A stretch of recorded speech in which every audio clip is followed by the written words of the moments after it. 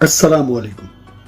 पाकिस्तानी कौम को, पीटीआई के कारकुनों को, वर्करों को सुप्रीम कोर्ट के आज के इस तारीखी फैसले पे बहुत बहुत मुबारक हो।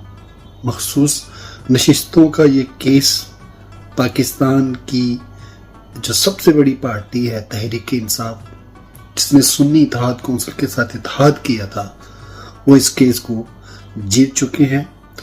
इन बहादुर जो जजेस हैं उन्होंने हर तरह के दबावों के बावजूद हक और सच पे फैसला दिया है। हम बहुत जल्द अपने कप्तान की तरफ, कप्तान की हुकूमत की तरफ बढ़ रहे हैं। इंशाअल्लाह जीत फतह हक ही की होगी। पाकिस्तान जिंदाबाद।